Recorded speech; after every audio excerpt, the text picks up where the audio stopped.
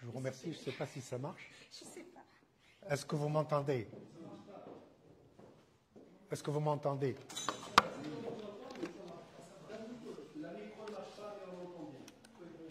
Alors on peut le faire sans micro. Bien. J'aurais besoin de ma main de toutes les façons. Inutile de me remercier, c'est plutôt moi, m'offrir une si belle audience.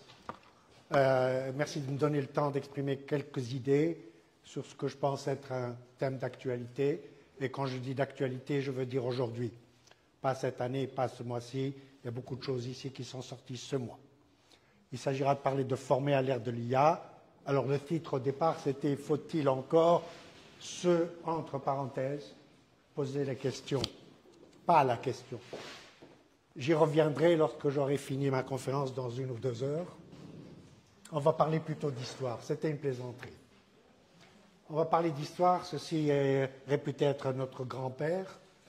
À l'époque de Cro-Magnon, il y a quelques 100 millions d'années, ces gens-là avaient la vie bien facile, mais ils avaient beaucoup de questions. Je ne sais pas si vous imaginez le genre et le nombre de questions que cet individu avait sur la nature, sur l'environnement, sur Dieu, sur le ciel, sur les constellations, sur les étoiles.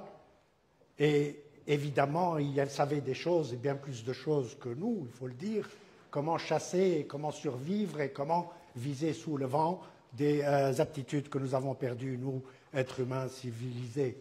Et il y avait beaucoup de questions, mais très peu de réponses, et des fois, ils en inventaient des réponses. C'est pour ça que ces gens-là étaient très superstitieux, et ils créaient des dieux plutôt que l'inverse. 120 générations plus tard, nous sommes là, et ce qui a changé, c'est que nous avons maintenant des questions, et puis là, chaque fois qu'il y avait des questions et des réponses, et les réponses, comme le disait notre cher collègue M. Maurice Blanchot, les réponses, c'est le malheur de la question. Et la question se venge. Parce que chaque fois qu'il y a une question, la réponse se venge. Et la question dit, puisque chaque fois que je vous pose une question, vous avez une réponse, nous allons vous envahir par légion. Quand on apprend des choses, on apprend aussi des questions à poser. Alors il y aura encore des questions pour cet individu et des réponses, moins de réponses peut-être, ou plus de réponses, mais en fait nous avons beaucoup plus de réponses que de questions. Et comparé à Cro-Magnon, nous avons beaucoup plus de réponses que de questions à son époque. Et ces questions et ces réponses, nous les avions à l'esprit. Nous apprenions, nous allions à l'école. Nous allons parler de formation maintenant. Nous allons à l'école pour nous remplir la tête de choses et de savoirs et de réponses que nos aïeux avaient trouvées. Ça s'appelle la science. Science dure, science molle, science naturelle, science de l'occulte, des sciences. Et on apprenait des choses à l'époque. Ça a changé depuis. Alors, il y a environ 3,5 milliards de recherches sur Google par jour, tous les jours. Et 79% des internautes utilisent Google tous les jours. Ça, c'était avant 2023. Maintenant, ils sont 8,5, de 3,5 à 8. En une année, il y a 5 milliards de personnes qui se sont ajoutées à ceux qui utilisent Google pour trouver des réponses. En 1999, les fondateurs de Google ont essayé de vendre le moteur de recherche qui, lui, donne des réponses aux questions. Et ils n'ont pas trouvé preneur. Et donc, ils l'ont gardé. Pourquoi? Parce qu'à l'époque, les réponses ne valaient pas grand-chose. Maintenant, si vous voyez Google, ce qu'il vaut, c'est 1,5 milliard de dollars. Ce que les anglo-saxons appellent trillion dollars. 1000 milliards de dollars, et il n'est pas à vendre. Parce que maintenant, les réponses ont de la valeur, cette valeur. Alors, pourquoi apprendre des réponses à ce que les jeunes nous disent, la génération Z, Y? Pourquoi apprendre des réponses si les réponses sont là, et il suffit d'appuyer sur un bouton pour l'avoir, la réponse? La question fondamentale que je vous pose ici, c'est pourquoi est-ce que nous interdisons à nos étudiants d'avoir des appareils à l'examen et que nous leur posons des questions qui se trouvent ailleurs que dans leur tête? Parce que les réponses, nous ne les avons plus maintenant. À l'époque, ceux qui sont de mon âge ici, ou même les plus jeunes, nous avions ce que nous appelons ici la table de multiplication, que nous apprenions aussi. C'est le genre de réponse que nous avions en tête. 9 fois 7 était la plus dure pour moi. Maintenant, cette feuille a disparu, mais c'était dans le verso de tous les cahiers.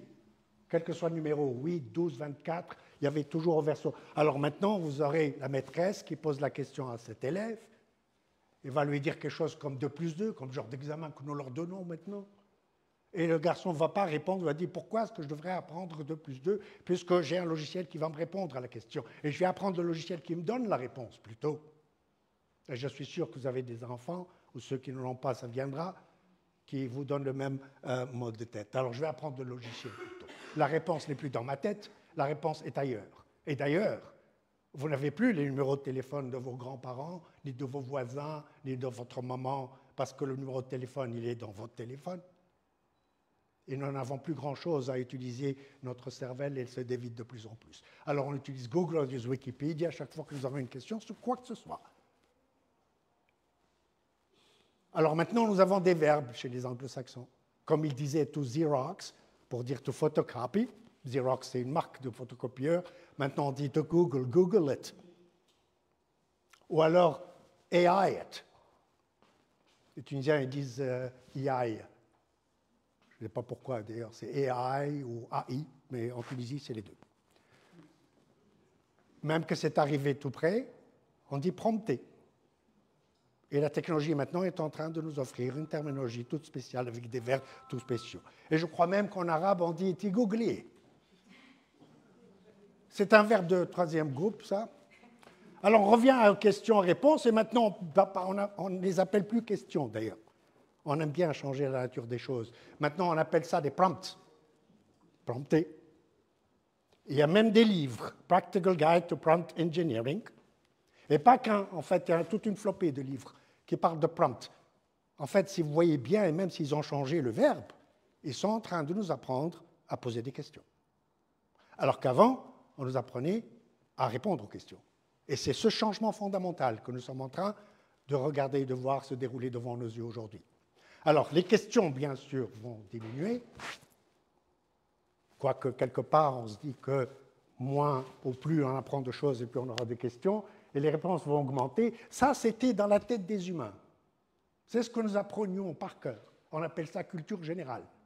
Un mot que nos enfants maintenant supportent très mal.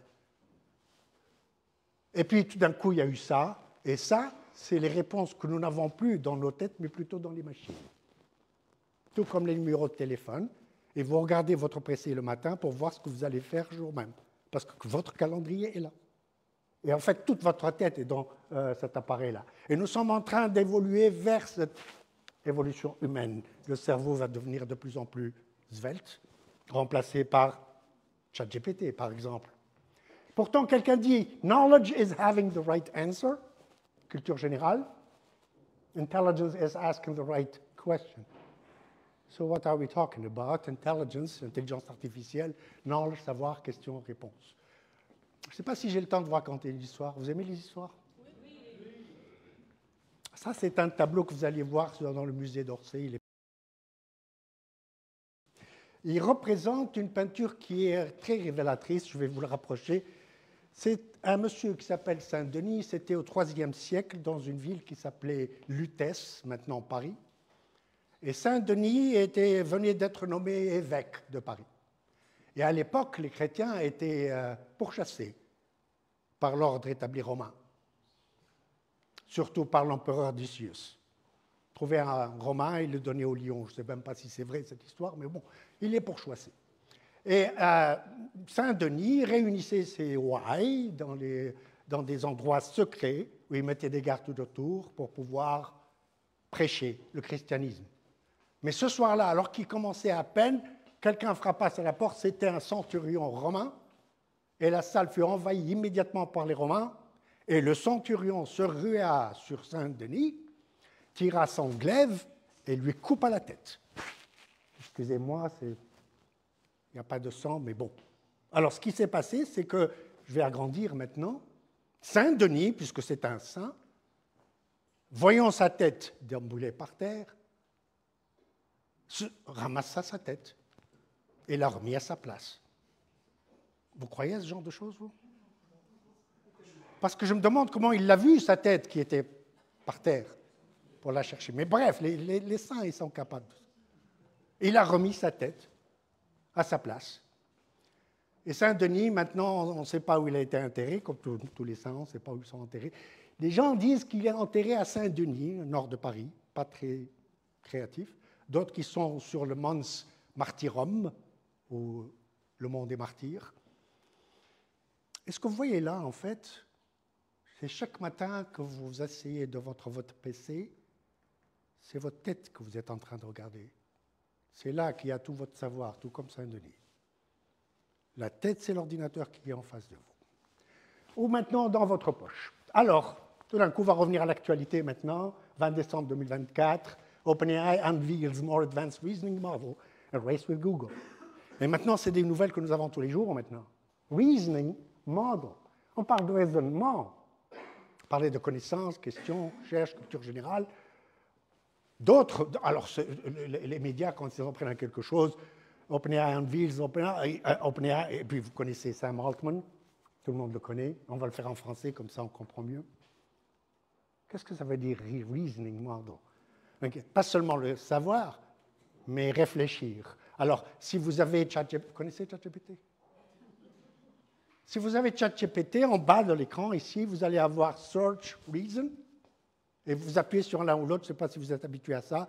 Search, si vous voulez être en ligne, et si vous voulez que votre modèle gratuit, maintenant s'il en est, se branche sur Internet pour trouver la réponse, sinon vous pouvez faire ça en local, c'est tout aussi bon. Et si vous appuyez sur Reason, il va réfléchir, il va vous dire en fait le raisonnement, vous allez voir. Et des fois, ce qui est nouveau, c'est que s'il n'arrive pas à vous donner la réponse à ce moment-là, il vous dira, donnez-moi quelques temps, il pourra même vous répondre après 3 heures, moi j'ai eu une fois la réponse en 3 jours. C'est que effectivement, il est en train de faire le travail dans les coulisses. Alors ça c'est Reason, et quand vous allez à DeepSeek, l'autre, maintenant c'est Deep Think, Reason Think. Il y a une différence entre reason and think, raisonner et penser. Et en fait, ils sont en train de faire la concurrence sur ce plan-là. Je me rappelle en 2002, dans ce beau numéro de Science et Vie, M. Jean-Louis Crédine de Tolbiac à Paris a fait une petite trouvaille selon laquelle toute pensée est un calcul. Il parlait déjà de l'IA, c'est en 2002, février 2002. Et l'intelligence artificielle dévoile enfin sa vraie nature. Et toute pensée est un calcul. Donc raisonner, penser, calculer. Et il y a un problème là, parce que si raisonner, c'est le propre de l'homme, le calcul, lui, est le propre de la machine. D'ailleurs, dans le langage d'origine, l'ordinateur ne s'appelle pas ordinateur, mais computer. And computer it is, still. Calculateur. Si la pensée est un calcul, c'est qu'il se trouverait que la pensée est devenue le propre de la machine aussi. Alors qu'en 1956, à Dartmouth College, les gens qui se sont réunis là pour appeler cette chose d'intelligence artificielle s'étaient entendus sur le fait que l'intelligence artificielle, c'est imiter la pensée humaine. Il se trouve en fait que c'est les humains qui sont en train d'imiter la machine, puisque si la pensée est un calcul, eh ben, c'est le propre de la machine plutôt que celle de l'humain. Alors, c'est une vieille idée qui date du XVIIe siècle. Thomas Hobbes, ici, un historien, il a dit qu'en fait, par raisonnement, j'entends calcul, computatio, déjà. Même ici, dans d'autres articles, penser, c'est calculer éléments pour une préhistoire de l'informatique par M. Mathieu Triclot, au cas où vous aimeriez aller en profondeur. Les références sont toujours en bas des diapos, au cas où vous vouliez consulter ces références. Alors, justement, 14 mars 2025, il y a à peine un mois, est sorti dans le Financial Times cet article qui a encore remué les problèmes. Alors, qu'est-ce qu'ils disent là? Have humans passed peak brain power? Disons plutôt ça en français, a-t-on franchi notre pic d'intelligence? Est-ce que l'humanité a atteint le summum et que maintenant nous sommes en train de régresser? Contrairement à ce que M. Flynn disait, l'effet Flynn. Dans tous les pays et les âges, il y a une difficulté croissante dans la concentration et dans le raisonnement verbal. Et je crois que vous savez de quoi je suis en train de parler. Alors, on voit les courbes, performance in reasoning and problem solving, ça c'est les adolescents. Depuis 2002, en fait, il y a un problème ici. 2012, pardon, en sciences, en lecture et en maths. Hein, si c'est aimé. Pour les adultes aussi. Donc c'est toute l'humanité qui est concernée. Et qu'est-ce qui s'est passé? Pourquoi? Alors évidemment, il y a des raisons. Ces gens-là, ils ne disent pas n'importe comment. Il y a beaucoup de raisons environnementales, ce qu'on mange, ce qu'on boit, et aussi la technologie. Alors c'est cette courbe-là qui donne des cauchemars. Ça, c'est le QI, selon des articles. The Decline of the World's IQ, 2008. Déjà.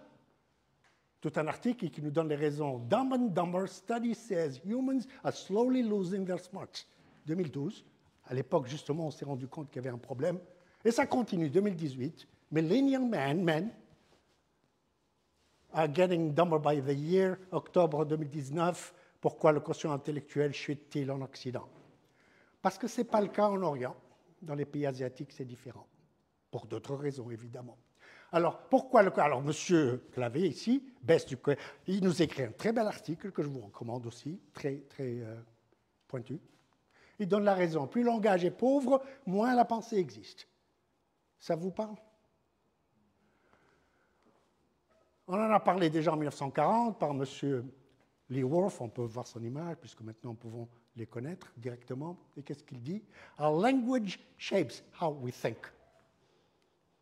Et que le langage, en fait, est notre système d'exploitation. Et nous le disons en arabe aussi, parce qu'il n'y a pas grand-chose que ces gens-là disent que nous n'avons pas déjà dit. C'est très profond, ça. Alors, ce qui se passe, c'est ça, le cerveau. Le langage, il est là, hémisphère gauche. C'est cette partie-là qui fut humaine, qui maintenant ne l'est plus. Pourquoi je parle de langage? Mais parce que, justement, ChatGPT, ça s'appelle Large Language Model. Nous avons une technologie ici qui est spécialisée dans le langage, notre langage. Alors, le langage, c'est ce que les humains ont inventé pour pouvoir communiquer, sitôt qu'ils étaient descendus des arbres, où ils étaient perchés pendant très longtemps. Il y a 50 000 ans, ils ont choisi de parler. Ils grognaient plus qu'autre chose, mais ils se comprenaient. Et le langage a évolué d'une manière quasi mystérieuse. D'ailleurs, c'est une question qui mérite réponse. Nous ne savons toujours pas comment le langage des humains a évolué. Comment nous serions capables d'exprimer tant de choses autrement inexprimables. Et dans différentes langues, et même il y a des choses qu'on peut exprimer dans des langues et pas dans d'autres. Je ne sais pas comment dire qaltlahi en français, par exemple. La suppression des temps, maintenant, comment nos élèves ou nos étudiants parlent. Il n'y a plus de temps. Le présent, futur, passé, colle le présent. On va les voir, c'est la génération tutoiement, on ne vous voit plus parce que c'est difficile à conjuguer ça. Disparition des majuscules, disparition de la ponctuation, on ne sait même plus quelles sont les règles pour utiliser la virgule, point. Alors on ne les met plus. L'abolition des genres, homme, femme, kollo kif kif, et puis ça fait bien. L'utilisation de l'infinitif, je parlais, Et puis le on va faire, on va dire, il n'y a plus de nous. C'est je, tu, il, nous, vous, il. Ça m'a honte. Alors on va faire, on va dire, c'est ce qu'on a dit.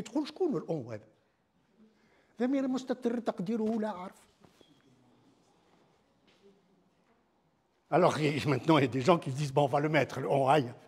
Hein? Je, tu, il, hein? On, nous, vous, on. On va l'éliminer lui aussi. Parce qu'on ne sait pas conjuguer ces choses-là. Alors, qu'est-ce qui se passe? Alors, j'ai mangé, alors tu t'es dorénavant. Quand ils croient que deux verbes qui se suivent, le deuxième se met. Ils ne savent pas que j'ai, ce n'est pas un verbe. J'ai mangé, j'ai fait, joyeuses années. Vous connaissez ça? Inscrit, calcul, moyen. Les mots, nous sommes en train de les tronquer. Hein. C'est trop long, inscrit. Blar Bizel, ne croyez pas. Même en arabe, même en anglais, mais on ne va pas. Qu'est-ce que c'est ça? Le problème, ce n'est pas commettre des erreurs. L'erreur est humaine, avec tout le culot du monde. Il n'y a pas d'animaux qui commettent des erreurs, évidemment que c'est humain. Le msiba, ça ne se corrige pas. On fait des erreurs dans les commentaires de tout genre, mais on ne les corrige pas. Ça reste comme ça. Même dans nos... Partout. Moi, je trouve le Facebook. Olive vert.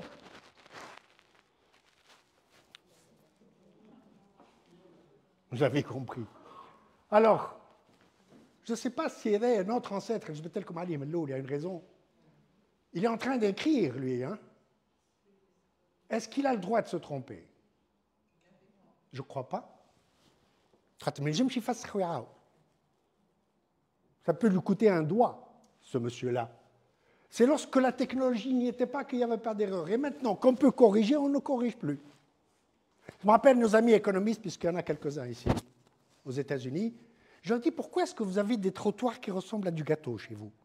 Ou les trottoirs,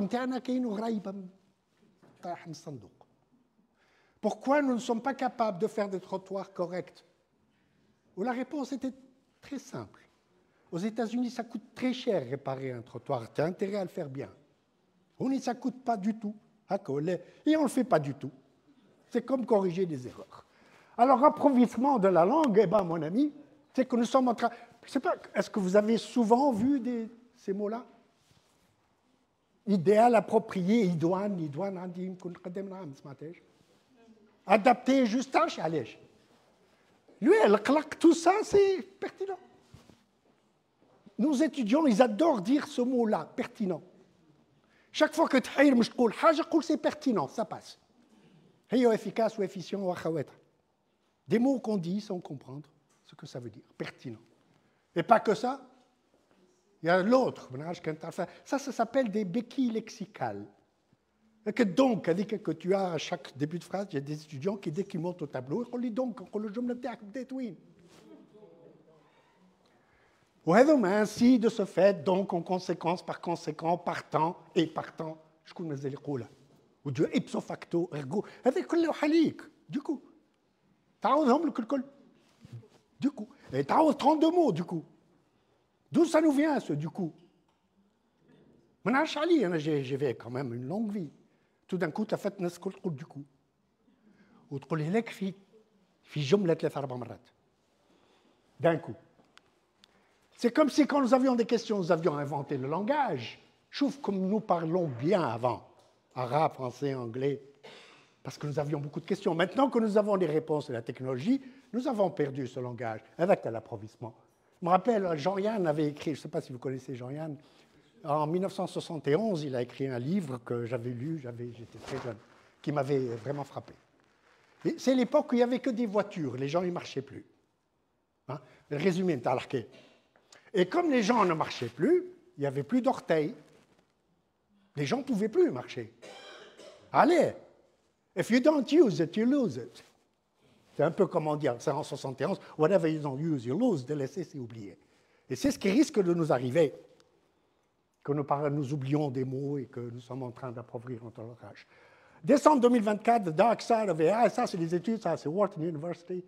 Une étude d'université montre que les lycéens utilisent souvent ChatGPT, sont diminués, ils réussissent moins bien aux examens. C'est l'article que vous voyez là. En nous déchargeant de l'effort, l'IA met en péril notre capacité à réellement apprendre. Parce que non seulement ça nous arrivait depuis 2012 et 2008 et toutes les dates que je vous avez données, maintenant nous avons plus grave. L'IA générative. De quoi? Et pourtant, ça s'appelle Large Language Model, les grands modèles de langage. Et de langage, nous sommes passés à intelligence. Comme pour les êtres humains. Mars 2025, ça c'est il y a à peine un mois. Une étude faite par OpenAI en conjonction avec MIT Media Lab, les deux, et puis ils ont publié ça séparément, je ne sais pas pourquoi. Les utilisateurs, power users deviennent dépendants de chatbots et deviennent accros. Ça, c'est un sujet de recherche extraordinaire. Comment se fait-il que, en nous reposant sur ces outils-là, du soin de nous apprendre des choses, nous tissions des sentiments et des émotions, et que ça devienne un membre de la famille. Et on se tutoie, ChatGPT et moi. Ben, voyons. L'article est là, Investigating Effective Use. Les plus assidus ont tendance à être plus solitaires, parce qu'ils ont un autre compagnon maintenant. La publication d'OpenAI sur les mêmes données, principale conclusion est que l'utilisation prolongée de ChatGPT semble aggraver les comportements problématiques, les comportements humains. Avril 2025, c'est quand ça? Maintenant. Même étude par Microsoft. Alors c'est amusant que Microsoft nous sorte des études. J'ai intérêt à les croire parce que, en fait, ils n'ont vraiment pas intérêt, mais ils le disent quand même. L'IA générative causerait une diminution de l'esprit critique. Pourtant, nous donnons des cours maintenant de cette chose, parce qu'ils ont besoin. Mais il n'y a pas d'esprit critique. Ils prennent tel quel, sans se poser de questions, du raisonnement en général et de la capacité de résoudre les problèmes. Problem solving. Pourquoi? Parce que cette technologie résonne maintenant et résout des problèmes. Alors pourquoi se fatiguer? Avril 2017, déjà, pourtant, il y avait une très belle étude qui était sortie ici par l'Université du Texas. Brain drain, the mere presence of one's own. Alors c'est peut-être que nous avons raison de leur interdire d'avoir le téléphone à l'examen. Mais en fait, il faudra qu'ils leur disent de le laisser à la maison. Parce qu'il y a une différence entre le téléphone qui est sur le bureau, le téléphone qui est dans la poche et le téléphone qui est complètement en dehors de la salle. C'est psychologique réellement. Ici, c'est mémorisation, c'est beaucoup mieux quand il n'y a pas de téléphone en vue. Mais quand il est là, simplement là, même sans avoir à l'utiliser, psychologiquement, il y a quelque chose qui atteint notre cerveau. Et c'est dans notre cerveau. Même chose pour le raisonnement. Une étude extraordinaire, 2017 déjà. Alors, que faire? Il y a ce beau livre qui est sorti il y a 3 mois par le fondateur de LinkedIn. Êtes-vous pour ou contre l'IA? Parce que lui, il a classifié. Hein. Il y a les boomers, les doomers, les gloomers, les zoomers. Doomers, c'est ceux qui parlent de doom, la fin du monde. Ils disent, ah, c'est un problème existentiel. Gloomers, c'est ceux qui disent, bon, c'est là, on va l'utiliser. Zoomers, c'est les gens qui sont férus d'IA, qui disent, on va l'utiliser quoi que... Il n'y a que du bon. Il y a beaucoup de gens qui disent qu'il n'y a que du bon. Yann Lecan de Meta le dit souvent aussi. Êtes-vous pour ou contre l'IA? C'est une question, faites pas comme... Hein? Pour ou contre? Vous êtes gloomer, zoomer, zoomer, qu'est-ce que vous êtes? Il n'y a pas de réponse. Vous savez ce que c'est, ça? Ça, c'est un tsunami. Vous n'avez rien à dire, ni oui ni non. Vous n'allez pas... On va le refaire pour les faits. Qu'est-ce que vous allez dire? Je ne suis pas... Arrête, je vais porter mon maillot, je ne suis pas prêt à nager. Essayez de ne pas être là, c'est tout. Où est-ce que je serai alors? Ben, plutôt là, sur la vague. Utiliser la technologie comme un outil, ne pas en être la victime. Apprenez à vos enfants à le faire, parce qu'il y en a qui, parmi nous, c'est trop tard. Ne faites pas ça. Abandonnez vos capacités humaines. Plutôt ça, la béquille de tout à l'heure. Herb Simon, quand je l'ai vu, j'étais à Pittsburgh, il était à Carnegie Mellon. Il m'a dit, Mohamed, puisque tu as un cousin, parce qu'il était juif, lui, Shimon, pour être un expert de classe mondiale, tout ce que tu as à faire, c'est passer 10 ans, il y a d'autres qui disent 10 000 heures, mais lui, c'est 10 ans, passe 10 ans à ne faire qu'une seule chose, mais alors qu'une seule chose. Et en 10 ans, tu deviendras un expert de classe mondiale. Tunisien que je suis, je lui ai dit, écoute, il faut que je vous parle. Vous ne pouvez pas dire ça à Simon, je ne savais pas comment le dire en anglais, mais je lui ai dit, how do you know? Il dit, I did it. Herb Simon, prix Nobel 1977, Allah yarhamou. I did it. What did you do? He said, well, I had to become a master in chess because I had to teach the computer how to play chess. Et donc, il est resté 10 ans à apprendre des échecs. Il a même donné des cours et écrit un livre, L'architecture de la complexité, pour comprendre les jeux d'échecs. I dit, Mohamed, that's the best advice I can give you. You pick an area, tu choisis un domaine, tu passes 10 ans dessus, et c'est bien le double si après 10 ans, tu ne deviens pas un expert de classe mondiale. Une des plus belles leçons que j'ai eues de M. Simon, entre autres choses. La question que je me pose maintenant, c'est avec ces outils-là, combien de temps me faudra-t-il? Maintenant que j'ai Google, que je peux lui poser n'importe quelle question sur n'importe quoi, et ChatGPT aussi, ou DeepSeek, avec ces outils-là, est-ce que j'aurai encore besoin de 10 ans? C'est ça la manière de l'utiliser. Gagner du temps, plutôt que 10 ans, disons 2 semaines, ou plus ou moins, je ne sais pas. Mais ça sera la belle manière d'utiliser là. Alors revenons à nos moutons. Le prompt question. De quoi s'agit-il vraiment? Et là, nous allons écouter, je vous l'avais promis, Sam Altman. Qu'est-ce qu'il va dire? On va voir la question.